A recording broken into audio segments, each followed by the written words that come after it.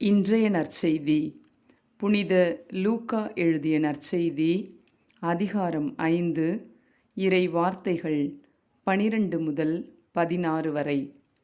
அக்காலத்தில் இயேசு ஓர் ஊரில் இருந்தபோது உடலெல்லாம் தொழுநோயால் பாதிக்கப்பட்டிருந்த ஒருவர் வந்தார். அவர் இயேசுவை கண்டு அவர் காலில் விழுந்து, ஆண்டவரே, நீர் விரும்பினால் எனது நோயை நீக்க உம்மால் முடியும் என மன்றாடினார்.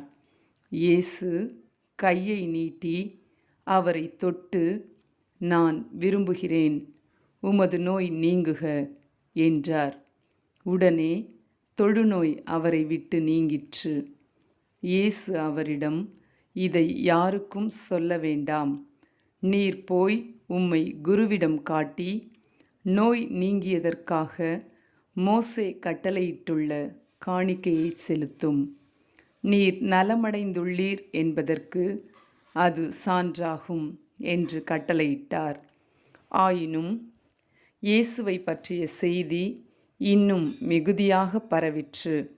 அவரது சொல்லை கேட்கவும் தங்கள் நோய்கள் நீங்கி நலம் பெறவும் பெருந்திரளான மக்கள் அவரிடம் வந்து கொண்டிருந்தார்கள்.